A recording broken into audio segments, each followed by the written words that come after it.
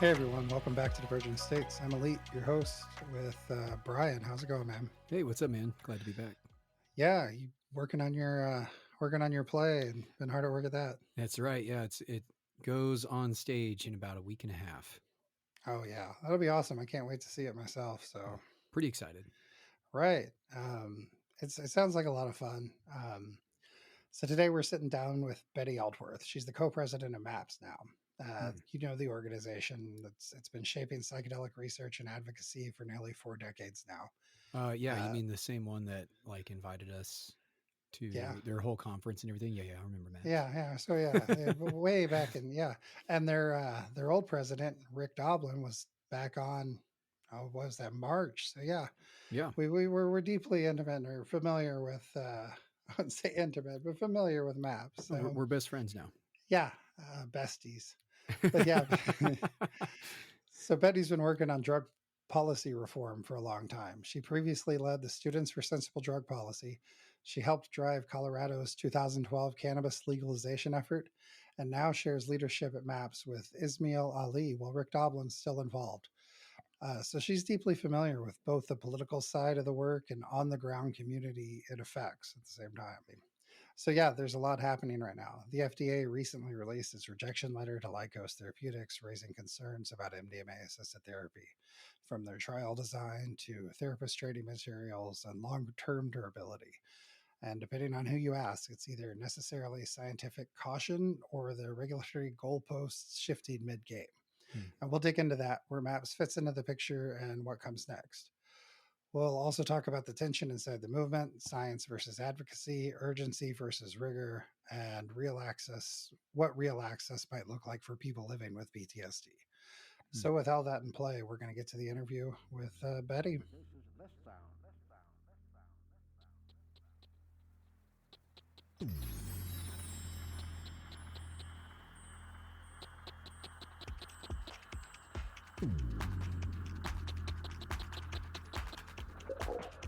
Tropical portion of Mexico, a large green frog planted its name, Agalatenus dactycolor, also issued its mating call, three or shrub.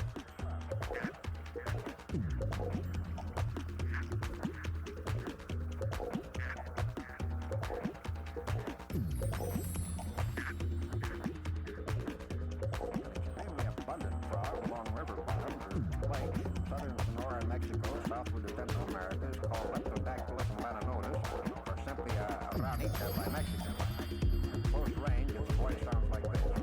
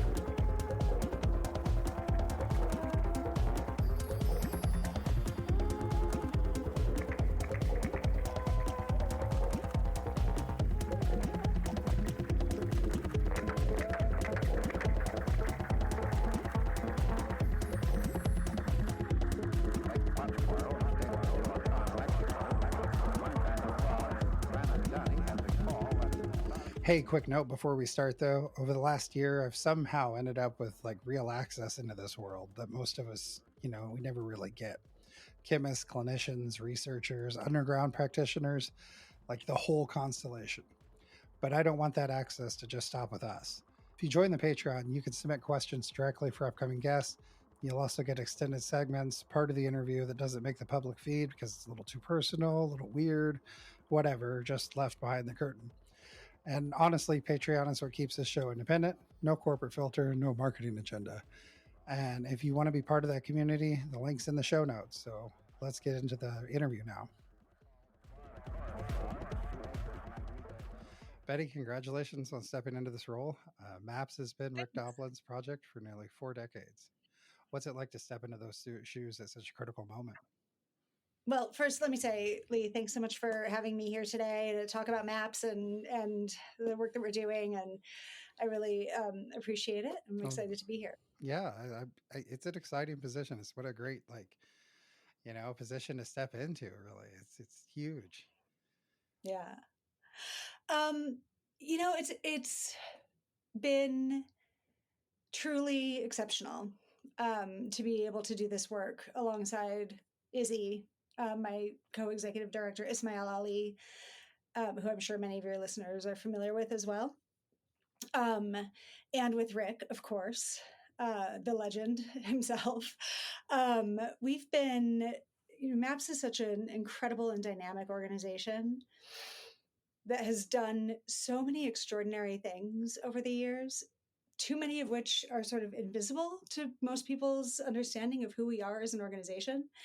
So I'm really excited to start bringing more of that to the forefront of the conversation about MAPS.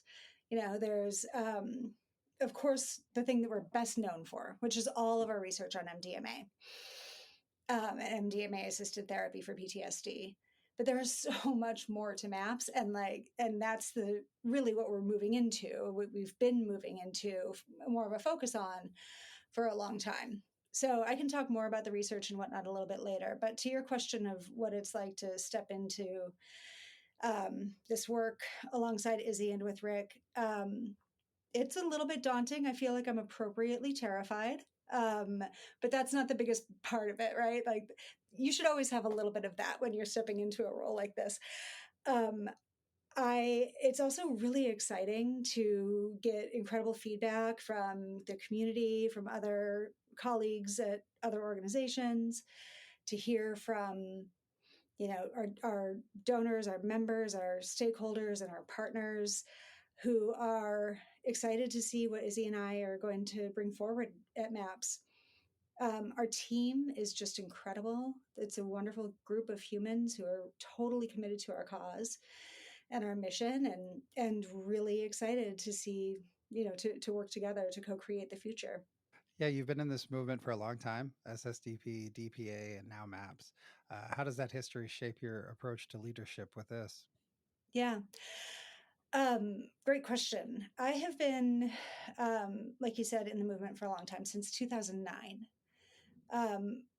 My first job outside of medical cannabis work was in 2012 when I worked with MPP and the Colorado advocates. I had lived in Colorado for a long time to legalize marijuana for adult use in Colorado. I was the field director and spokesperson there. And then I spent a little more time working in cannabis before I went to SSDP at the beginning of 2014. And before I did any of that, I've been an advocate and an activist my whole life. It's just something that it's the way that it's always been. I don't remember my first protest because my dad dragged me along to something when I was a kid. And I was, I think, like 14 or 16 the first time I ever, wait for it, asked for permission to get arrested at a demonstration. I mean, We'll be right back. hey, if you're new here, welcome. I'm glad you found the show, even if it was by accident or through a specific guest. Most people land here because someone they follow, a researcher, a therapist, a chemist, or one of the weird mystic types, said yes to a conversation. And that's great. But the real value is everything that happens after that first episode. So very quickly, here's what you walked into. This is Divergent States. We explore psychedelics, culture, underground practice, science, and the outer edges of consciousness without pretending to have all the answers. There's no gurus, no marketing department, no script from a sponsor telling us what topics are safe to talk about. Just honest conversations. Over the past year, I've been able to build real access into the world. People most of us would never really get close to otherwise. And I'm trying not to keep that access to just myself. If you want to join the Patreon, you can submit questions for upcoming guests. I read them. I bring the good ones straight into the interview. So if there's anything you've always wanted to ask about psychedelic therapy, spiritual emergence, shadow work, chemistry, law, whatever, That's how you can get your voice into the room. Now, if you're wondering where to go next, I'll make it easy. After this episode, check out our conversations with William Leonard Picard, Rick Doblin, Hamilton Morris, or just check out the 7 Principles of a Psychonaut episode. Those 4 will give you a real sense of the range here: underground, academic, personal, and philosophical. And if you'd like to be a part of shaping where this goes, or if you just want the extended segments that don't really always make it into the public feed, join the Patreon. That support is literally what keeps this show independent and honest. Either way, I'm glad you're here. Take your time, explore the catalog, let curiosity be your guide. All right, let's get back to the conversation. Yeah. What happens when you're a good kid, but you still got that rebellious streak, huh? Yeah, still really want to do some civil disobedience. Right. You ask your permission.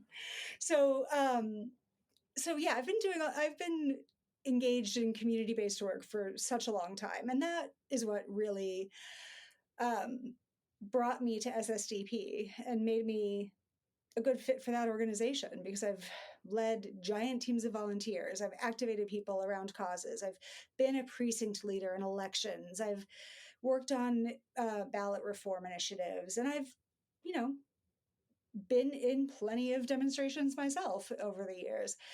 And at SSDP, I had the opportunity to work with hundreds of chapters all over the world. I think we were in nearly 40 countries, as well as the US, of course, at our largest during my tenure. And there I got a real sense, or a real connection to how important, like what are the important issues for young people as they're looking at drug policy overall and seeing its failures. Obviously, many of them were interested in psychedelics, but we saw a tremendous focus on opioid overdose prevention, on drug education, so that their peers were well educated in harm reduction, drug checking, and the risks of and benefits of substances, and could make educated choices. And it was hands-on work in community with people to do leadership development, grassroots activation, advocacy work, movement building, all of the things that I get to bring now to my work at MAPS. And when I was executive director at SSTP, Izzy was a student member, then elected to our board, and then elected as board chair. So Izzy and I have been working together for a decade, even though I've only been at MAPS for 5 years. So those are the things that I'm really bringing, right? That experience with grassroots movement building, leadership development, building out advocacy work, public education, and those values and the important aspects of really putting power in the hands of the people through both action and knowledge. That's the thing I'm most excited about. Yeah, I mean, because MAPS has always been that kind of mix of science and activism throughout. Yes, and education. And education, right. Do you see yourself carrying that balance forward, or do you envision a different emphasis in your leadership? Well, it's neat or synchronous, although it wasn't planned or even stated as a desire, right? When we were going through the ED search process. But as it turns out, between Rick, Izzy, and I, we each have held one of the pillars at MAPS for the past 5 years. Izzy, policy; me, education and communications; and Rick, research. And so between the 3 of us and in our work together, we have an opportunity to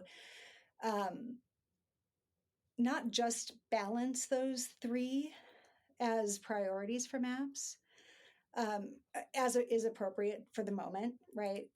Sometimes research is what needs to lead, sometimes education needs to lead, and sometimes advocacy needs to lead, and that's okay, and we can work with that as a group. But we also get to work together very closely on having each of those pillars serve each other, right? How does the research contribute to what we are what we're providing through public education? How does it add to the body of knowledge that the public should be aware of, or regulators, or first responders, or therapists, or whomever. So public education and professional education are the two focal points there. How does educating people lead to policy reform? What's the education that they need to reform these policies? And then how do those policy reforms feed the research, right? And that's just one example of that virtuous cycle that we have, but there are so many. And I think that will be one of the coolest things about, the next iteration of MAPS, is that we have individuals who are all really strongly oriented toward our areas of expertise, and get to hold those in a sense, and turn our attention to each of those areas. Yeah, I really like that. As you're talking, you've got Izzy, doing his pillar, and Rick with his pillar, and you kind of have a nice broad spectrum to kind of, with your activism and education and research. So yeah, it's a great kind of synchronicity, as you said. So yeah, kind of moving on. The FDA's letter came out recently. The FDA said MAPS training material excluded positive effect. Well, I'm going to start this one over again. That segue was awkward. Yeah, I see that. So we're moving on to FDA's response letter. The FDA has said that MAPS training materials excluded the positive effects, like euphoria, from adverse effects. Personally, I've done hundreds of psychedelic sessions, and I know that those states can sometimes destabilize as much as they can heal. Do you see this as a fair critique, or is it a misunderstanding of how psychedelic therapy works? Well, so I think it's important to note that it was the training materials for therapists who were providing the treatment in the clinical trial, right? In the and that was Lycos, which is a separate organization. So let me say from the top here that MAPS and Lycos, now Resilient Pharmaceuticals, are separate organizations. MAPS is a shareholder, but we don't speak on their behalf. So I'm providing, my assessment based on my deep knowledge of the research program and the other work that we do. Yeah, that's fair. Yeah. I mentioned a few minutes ago professional education. So MAPS is continuing a therapist training program with a focus outside of the US.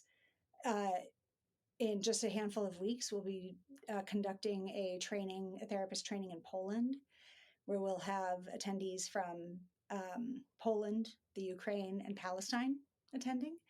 The Ukrainians and Palestinians are coming on sponsored attendance, so we're very fortunate to have grant funders who are able to support that work for people who are in conflict zones. But to your question, I know I went off on a tangent there. It's totally, I get it. I mean, those people, I mean, if people need healing from this more than anyone right now, Yeah. that would be the groups. Yeah, absolutely. So, in the training materials for the therapists who conducted the treatment in the trials, I have not seen those training materials. That was a very specific training that was provided to those folks. I believe the FDA's assessment there is probably correct, because I am aware that, that data wasn't collected. And I want to go back to something that you had said in your question, which is that psychedelic experiences can be healing, they can be destabilizing, and they can be both, right? And the shortest way that I can explain that is that many people have referred to psychedelic assisted therapy sessions as getting 8 years of therapy in 8 hours, right? And you can say that with a very optimistic tone, but like, you also have to remember that you're getting 8 hours of therapy in 8 hours, or 8 years of therapy in 8 hours, right? Like, that's tough. That is tough.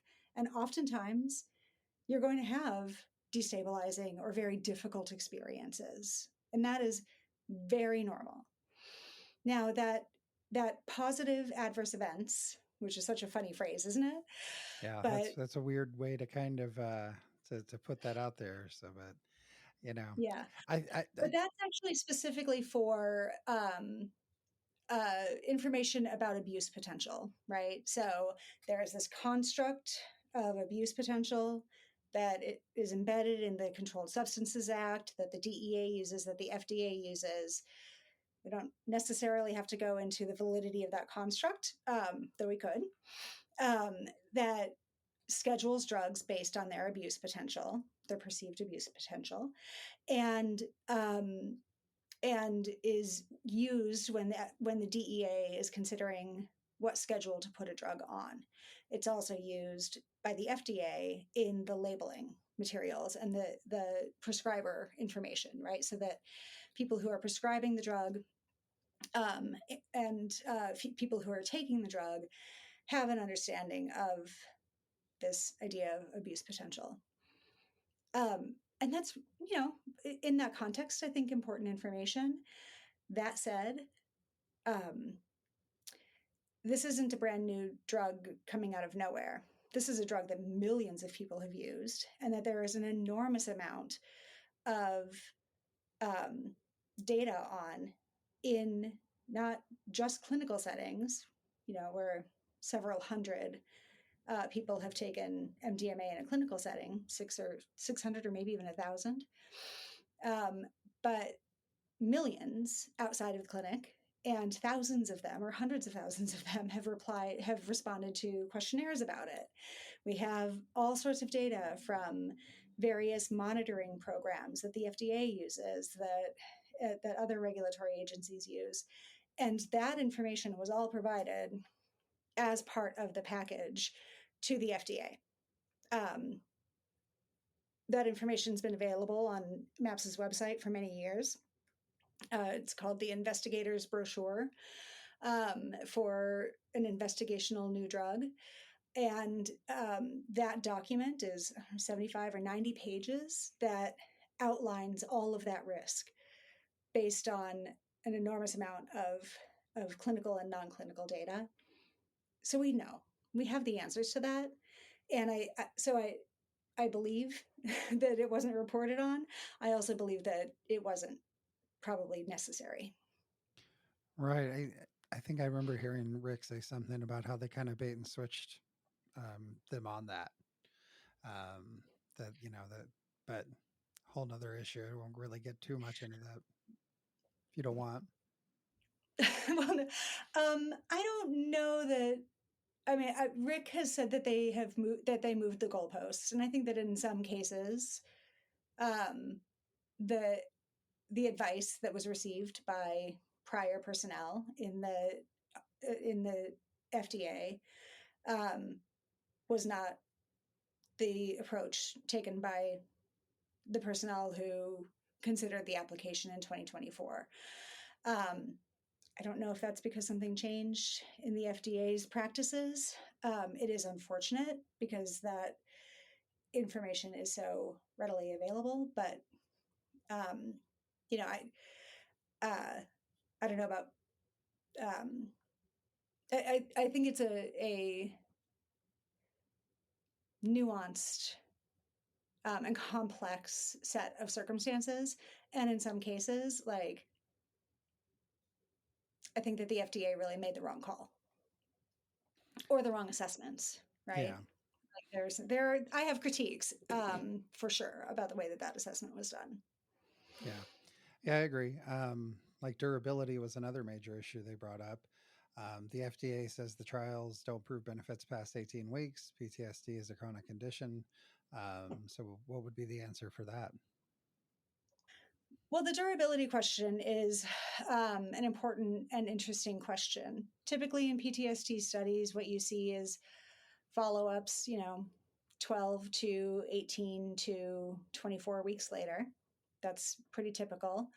And not a lot beyond that. I think one of the challenges is that the treatments that people were receiving or not receiving after the study concluded, did they remain in therapy? Did they remain in therapy with the same folks? Did they go back to their old therapist? What was that treatment? People were, many people were receiving treatment after the therapy, or receiving therapy after the treatment, or, and many people weren't. And so there was some variability in what happened in that period afterward with, with reporting on it, but not monitoring, not active monitoring. And so the FDA wanted to see more active monitoring during that period. And that being said, we do have long-term durability data from a longer-term follow-up. I believe it's been published,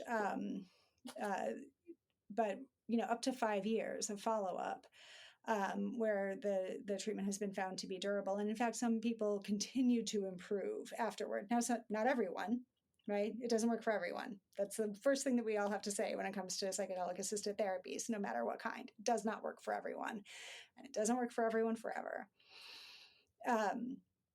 But I think that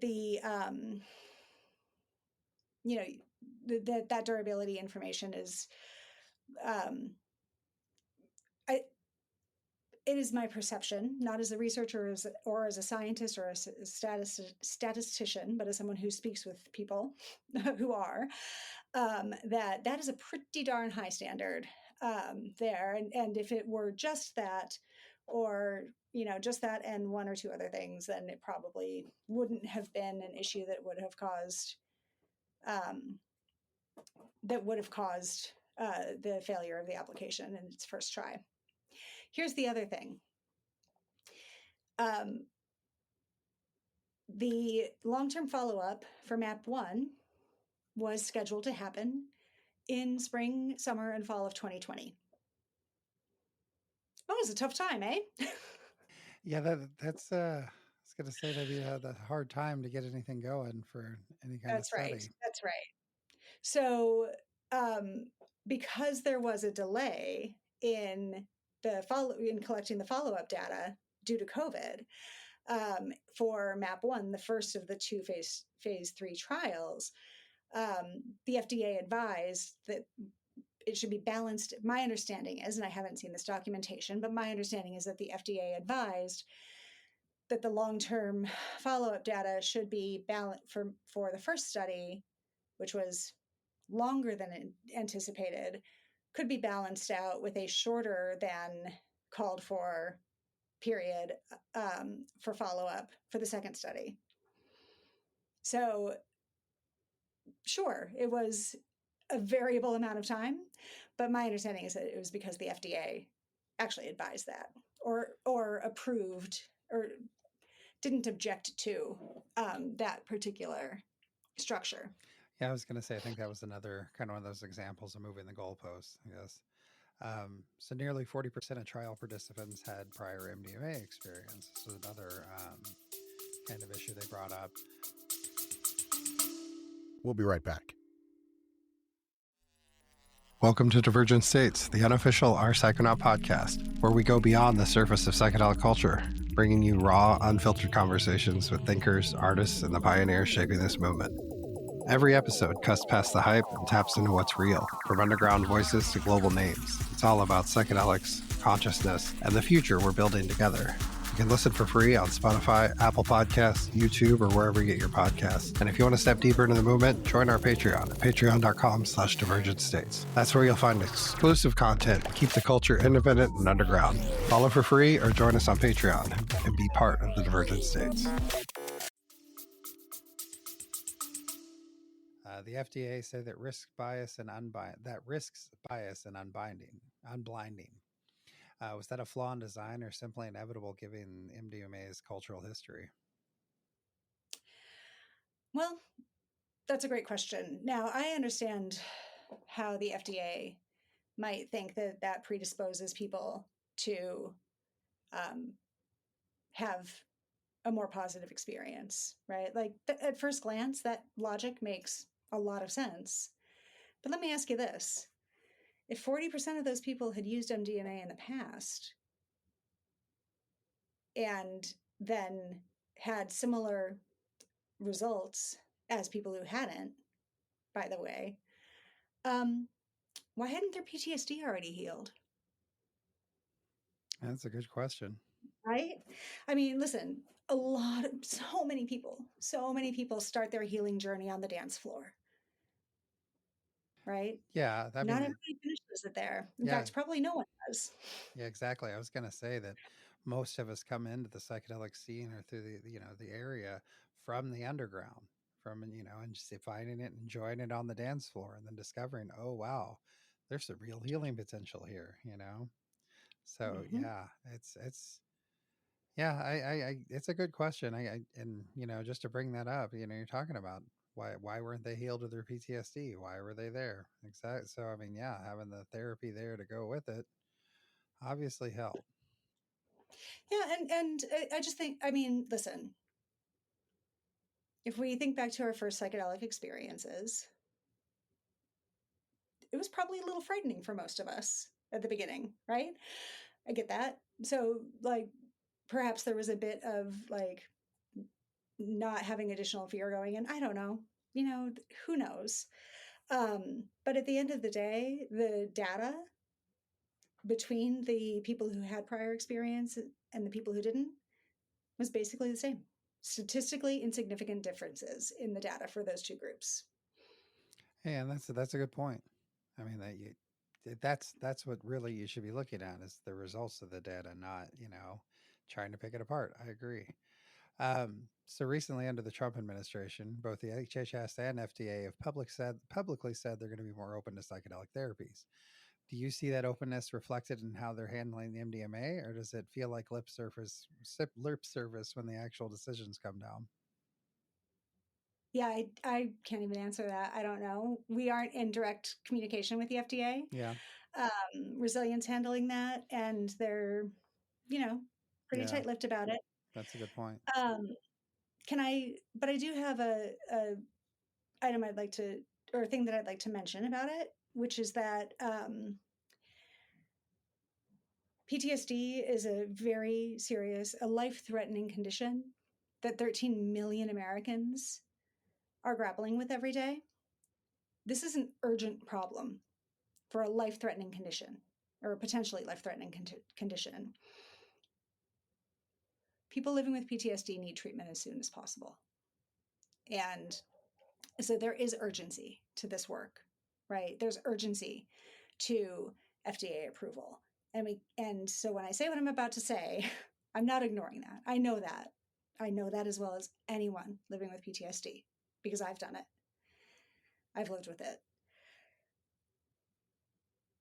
That being said, if psychedelics are perceived as being rushed through the FDA, if there is a perception that science has gone out the door in favor of politics, that the scientific standards that are necessary aren't upheld, then that is actually, I believe, going to cause more harm than good because it is going to um, cost an enormous amount of credibility with the scientific community, the mental health community, the treatment community, and the community of people living with PTSD and their loved ones. We should absolutely, for this treatment, have to stand up to the same kinds of tests that any medication does through the FDA and to scientific rigor. So while I hope every day for a speedy approval, I also hope that it's done with the full brunt of scientific rigor. Yeah, we in fact did a episode on that a couple of months back where it was um, talking about not getting politics too involved with psychedelics and let the science and the healing stand on its own.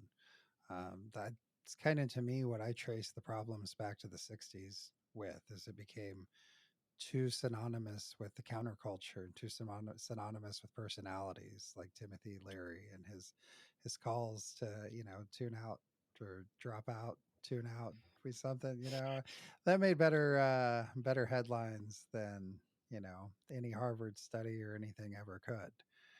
They labeling Timothy Leary the most dangerous man in America did more worse things than anything. So, kind of along those same lines, RFK Jr. has been vocal about psychedelics and alternative therapies. Do you see his voice helping normalize the conversation, or does it risk politicizing it further? Yes. Yeah, Both, right? yeah, I mean, ¿por qué no los dos? Uh, I think that there are, I mean, listen, everything is so politicized. Everything, right? And without, spinning out into that conversation right now about the breakdown of dialogue in America and the way that everything is so politicized. I think that among some people, it will raise a sense of credibility, and I hope that those folks are, then learning more and getting acquainted with the science and continuing beyond that first spark of curiosity or openness, because there's a lot to learn, as we all know, who've been doing this for a long time. And I think that for some folks, people who are concerned about vaccine availability or food safety or any of the other many issues that are coming up right now, it's going to harm the credibility of these treatments. And I hope that for those people, they will also continue to learn more, because no matter who it is that's talking about it, the science is the science. right. Don't throw the baby out with the bathwater. That's right. Yeah. That's right. I mean, plenty of people would have the precise same reaction to Alexandria Ocasio-Cortez, who's been very supportive, as one of many examples of Democrats who have been highly supportive. Right. Yeah. Kirsten Sinema, we did an interview with her this last summer, which come out, and she was talking about, her support for Ibogaine treatment. So, Jared Polis in Colorado, who spoke on our stage at Psychedelic Science both this year and in 2023. right. The governor's been an incredible supporter. Yeah. And Rick Perry came out and saying he did Ibogaine himself. Yes. Yeah, it's great. And that's what really the focus should be on, is the healing and what people can heal with this. Do you see, if this moment, do you kind of see any echoes of like the 1980s when MDMA was scheduled despite a judge recommending otherwise? Do you see the history repeating itself, politics overruling science, or? I mean, we're seeing that now with other substances, DOI and DOC, for example. I'm not an expert on that. I'm aware of what's happening there, but these very important, research substances are likely to experience the same fate, unfortunately, we think, as MDMA, although we're still hopeful for a science-based outcome there. I don't think it's quite the same. I'm not saying that stigma isn't a part of what's happening, of this phase of the process, right? But I don't think it's quite the same as the 80s with MDMA, and we have much more clinical research to back up our arguments now than we did then. Yeah, that's a good point. A good new data will always help, you'd hope. Yeah. So moving forward, the FDA seems to be asking for another phase 3 trial, stricter controls, a long-term blinded follow-up. Is that feasible, or is it essentially moving the goalposts that we discussed before? I mean, I think that it's, is it feasible? Yes. With, all of these things are possible with with more investment into the research, right? And that's now happening with Lycos Resilience new owners. It's a 2, 3, 6 year process, so it is a delay if the FDA doesn't accept, the arguments presented to them for why there doesn't need to be another phase 3 trial. And I know that there's been talk of Lycos trying to provide the data that's being asked for in different ways. So we shall see. But yes, is it feasible? Yes. Is it possible? Yes. Is it going to happen? Absolutely. One way or another, I can't imagine that we won't come to a point someday when MDMA assisted therapy for PTSD is an FDA approved treatment. Yeah, we need to get there. They also raised the idea of third party audit for therapy recordings. Are you guys open to that level of scrutiny? So that's a resilient thing, and Yeah, that'd I'm be sure, resilient. okay, Yeah, you're right? right.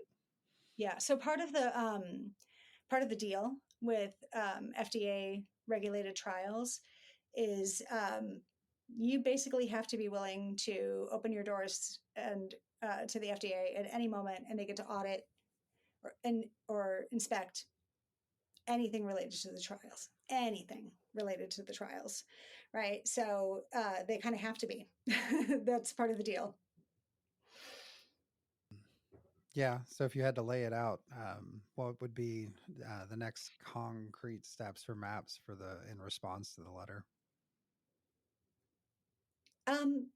We'll continue to try to educate people through interviews like this, and make sure that we're continuing to tell the story of MDMA assisted therapy and the people who have healed from it in the context that we can. But in terms of our work, our direct work with the FDA on that issue is done. Right now, that being said, that doesn't mean our support of MDMA research is done, but now we are focused on different priorities. So, under Rick's purview, we're working on the cutting edge of MDMA assisted therapy. For example, we're supporting studies of MDMA in couples therapy. We're supporting studies of MDMA assisted therapy for people in conflict zones. We are supporting and by providing advice and like intellectual support, any number of other trials that are looking at how do we broaden the scope of what this treatment might provide relief for, what kinds of conditions or experiences this treatment might provide relief for. How do we make it accessible to people beyond the American context or the Western context, and make it and adapt the modality to be culturally responsive in other parts of the world? How do we find ways to make it more accessible through things like group therapy? So, really exploring the edges that are not necessarily going to be profitable for a drug company to look at, but could, in fact, provide far more healing for people who might not have a formal PTSD diagnosis, for all of the people who might not have a formal PTSD diagnosis or who are living with other conditions that might benefit from MDMA assisted therapy. Yeah, that's very true. It kind of reminded me of something Leonard Picard had talked to me about when he did his episode. He was asking, well, what about the person who's not sick? What about the person who just wants to have a good time and go out in the woods and enjoy?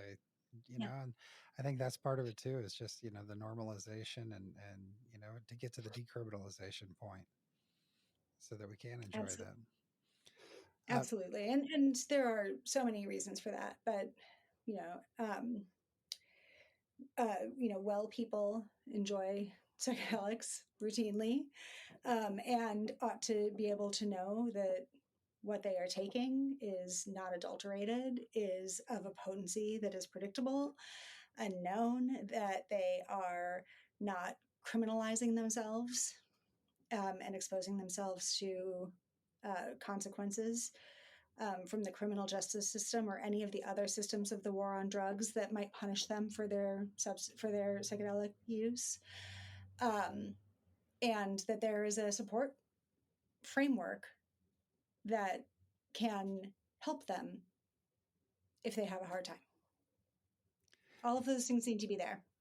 Yeah, that's getting it going, but yeah, it takes time and you got to build it, right? Yep. So from my perspective, kind of in the underground world, MDMA still carries the rave drug stigma. Do you think any of the cultural baggage played a role in the FDA's rejection? I mean, it's hard to say that. Um, it's hard to argue against it. I have no proof of that, right? But I've been doing drug policy reform for 16 years, and you can't tell me that stigma doesn't play a role in everything we do. No, that was, So. in fact, that was probably one of the most surprising answers I got from Kirsten Cinema was, I asked her flat out, do you see it ever becoming, decriminalized on the federal level? And she was just a plain no. And I was like, really? Just no chance, huh? And it was kind of, it's like, well, okay, then we'll move along. It was, but yeah, I am seeing more and more, and I see it from both sides of the aisle, from in politics, where they are becoming more open and accepted through that, and so I hope that prediction of hers is not coming true. I'll just say that. I hope we can. Well, yes, I very much look forward to proving her wrong someday. I hope I live to see it. Exactly. So MAPS has always straddled both being a scientific organization and an activist one. Under your new leadership, how do you balance those identities? Yeah, I think we embrace it all, right? Have we have that extraordinary history of embracing it all, and one of the really wonderful things about Rick is, I mean, listen, his mind is astonishing, which is sometimes a bit challenging too. No, I have a, like, when he came on our show back, I think we recorded back in December. I think it was March when it came out, but he got me off of my script so quickly, off my outlines that I draw up. He's like, wait a minute, let me ask you about this, and then the whole conversation was derailed for the next probably 30 minutes. So, which is always so much fun, but yeah, Rick has a mycelial mind, right? And he can see the connection between things long before most other people can. I think that that's and he's also an encyclopedia. Like, his memory is unbelievable. And as a woman of a certain age, I'm like, how do we do that? How do you do that? So Rick has always deployed those three pillars of MAPS in his work, right? The policy work. I mean, he has a degree in political science. That's why he's a doctor, right? Because he understood early on that the political maneuverings were going to be just as important as the science, and nobody else was quite equipped to do the political work, in the way that he was, or few people perhaps were equipped to do it and interested at the time. But there were scientists around who could help, so he was, at that time, he elected to get his degree in political science because that was the most important part. Education and harm reduction have always been a huge focus for him. And, when it comes to sort of what is leading at MAPS in any given moment, for the past decade or so, 20 years, it's been the science, right? And the science is still very much there, but I think that there's going to be more room provided not necessarily even by MAPS, but provided by the national narrative, the context that we're in, to see education or advocacy leading in that strategy at various moments. And I'm super excited for that opportunity. The conversation about psychedelic assisted therapy has in large part taken all the air out of the room for many of the other conversations for a long time. And of course, we need to be focusing on what's going to help people live healthier lives. 100%. I'm down for that. I'm here for that. Absolutely.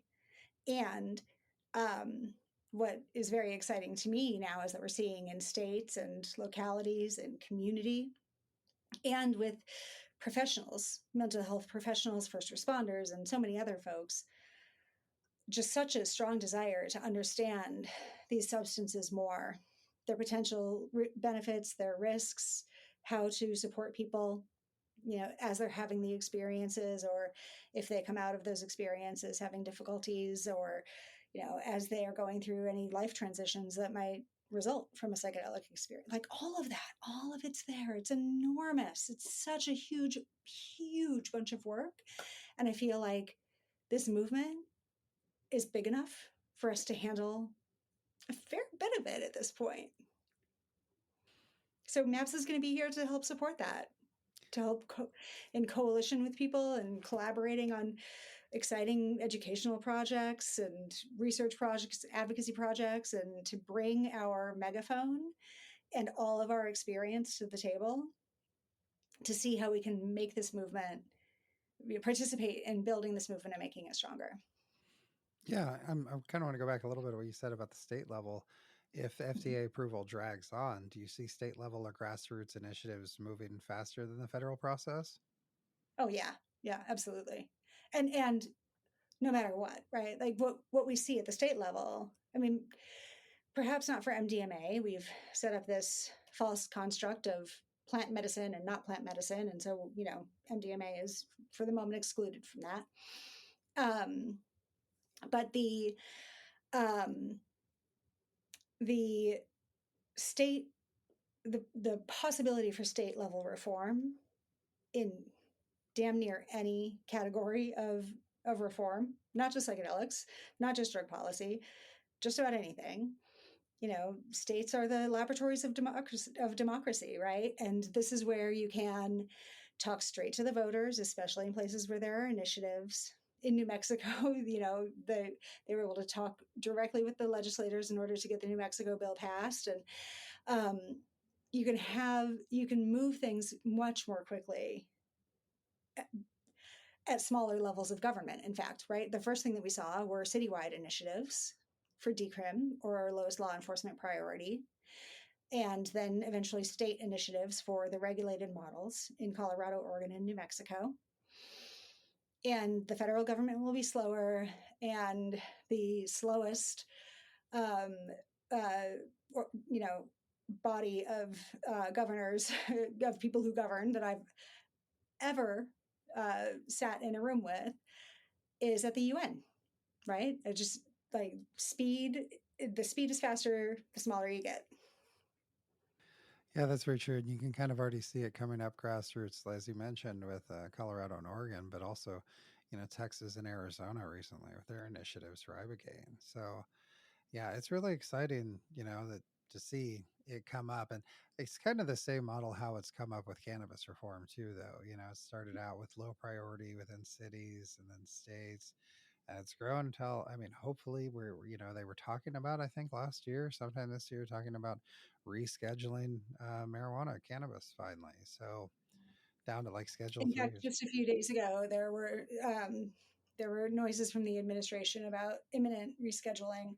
Now, I will say that I still follow cannabis. It's where I started in the movement. I'm the chair of the board for the Marijuana Policy Project, so I'm still very much engaged in that.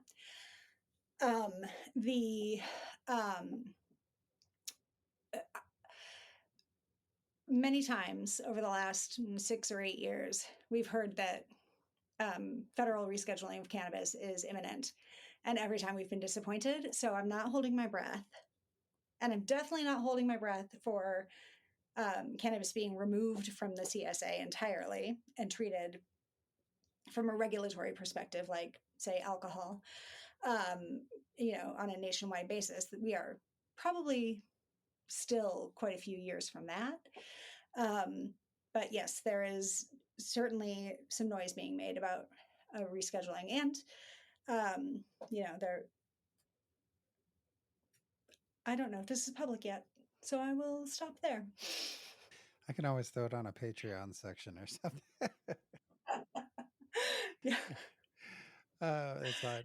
So just kind of with that, kind of closing out a little bit for people living with PTSD and those feeling crushed by this FDA decision, what message would you want to leave with them? Oh, it is so tough to wait I know. And I don't know why I'm so emotional. We've been living with this decision for almost 14 months, but it's really hard to wait, and I know that. And I have so much empathy for being in that position.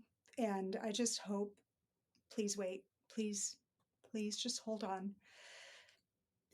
And in the meantime, do what you can with other treatments, with other effective treatments.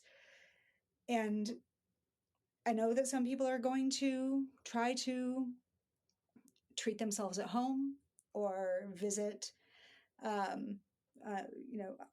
community-based practitioners, unregulated practitioners using unregulated substances. Please, if you choose that, which I can't encourage, but also know that that's a reality. If you choose that, please make sure that you are taking every step you need to reduce the risks. Make sure that you know the person, make sure they're in community with other providers, make sure that you are testing the substances, whether they provide it or whether you provide it. Please protect yourself as you're moving forward, because the systems, the regulatory systems, the licensing systems aren't there in community-based care to protect you. So you've got to lean on community. And make sure that you have built community with your global psychedelic society, because they probably have an integration, your local global psychedelic society chapter, because they probably have an integration group. Make sure that you've saved the number for the fireside chat, for the fireside project, because you might need to call them, and their volunteers are wonderful. They're so well trained in providing peer support. Please protect yourself. 6-2 Fireside, if anybody out there needs it ever. 6-2 Fireside. Well, thank you, Betty. I appreciate your candor and coming up and talking with me today. It's been a great conversation. I'm excited to. Hey, can I throw? Yeah. Sorry, can I throw one thing in? Thanks. MAPS was founded in 1986. We are about to turn 40 next year. So I'm incredibly excited about some of the things that are coming up around that, some of the great ideas that we have, and some of the ways that, regardless of our 40th, right? But in that context too, we get to look back and see, what has MAPS been to people, what can MAPS be for people. And I hope that folks will keep an eye on, our work through our website and our list and social media and all of the rest of it, because I think you're going to see some very exciting things coming out of MAPS over the next couple of years here as we celebrate our 40th next year, and then get ready for a big 2027. Is there anything you can share with us, like coming up or something, kind of tease?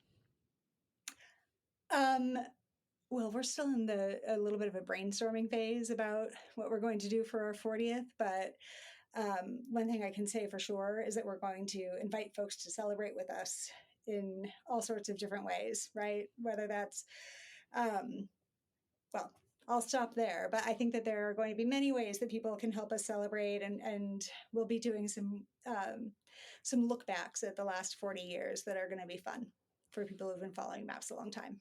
It sounds amazing. I can't wait to see what you guys come up with. It's always a good time. Betty, yeah, thank you for coming and talking with me. It's been a real enlightening conversation. I guess maps.org is where they find out information. The MAPS. Yep, and can access almost every session from Psychedelic Science 2027 on the virtual trip. So virtualtrip.maps.org. I can't believe I almost forgot to plug that. We're almost done uploading those videos. And if you missed Psychedelic Science or you missed a session that you wanted to check out, please go visit. It's free to the public, an offering to the community. And yes, so maps.org and virtualtrip.maps.org. That's amazing. Well, Betty, thank you again for joining me tonight. It's been an enlightening conversation. It's been a lot of fun too. And I appreciate it. And I can't wait to see what you guys do in the future. Thanks so much, Lee. It was a blast.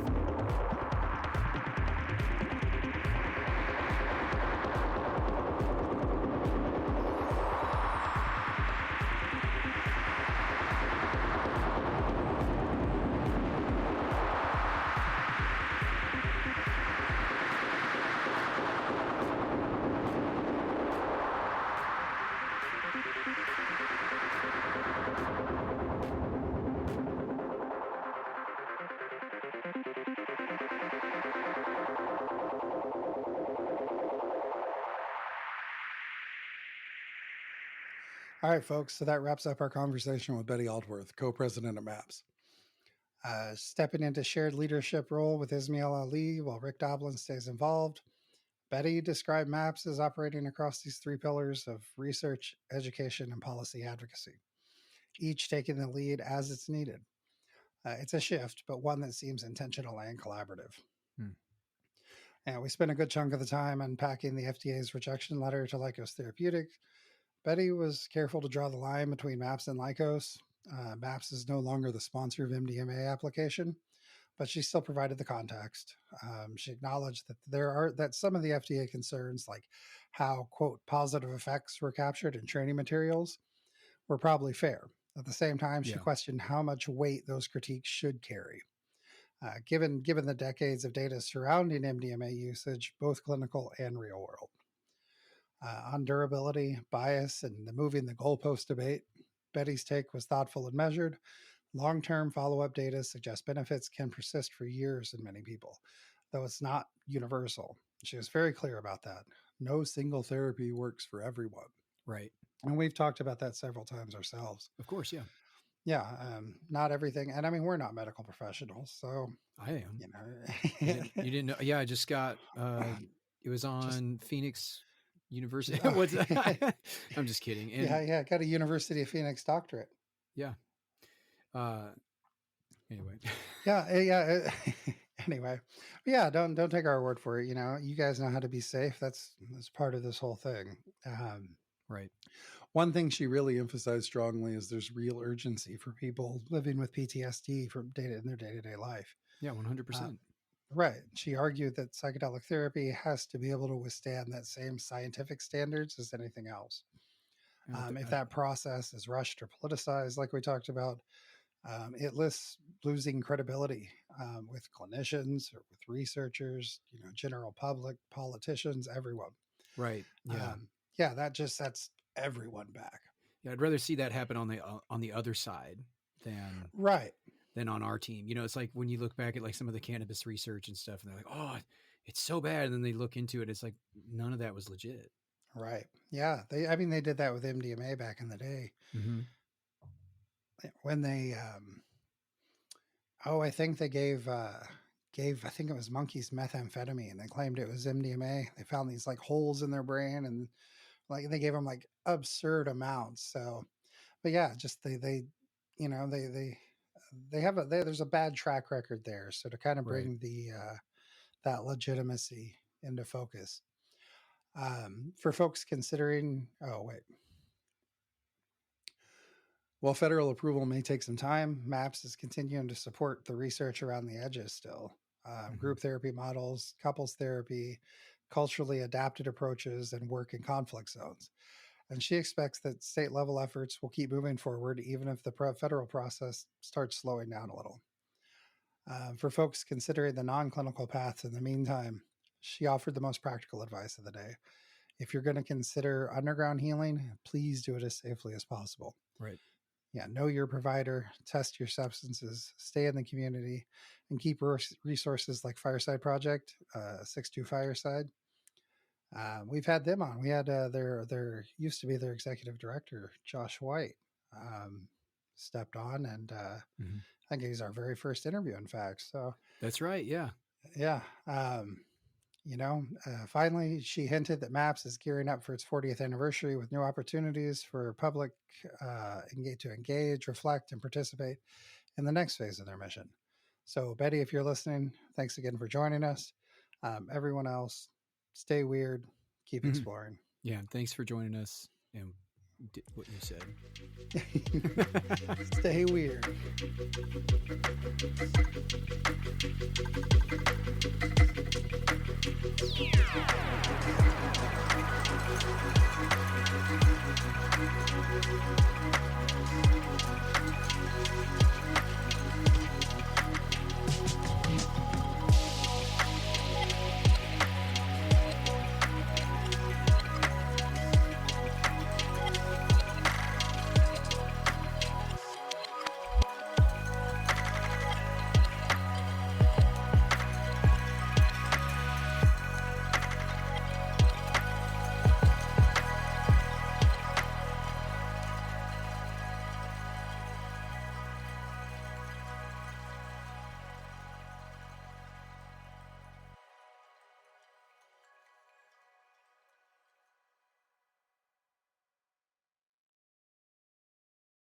Psychedelics can take you deep, but you don't have to go at it alone.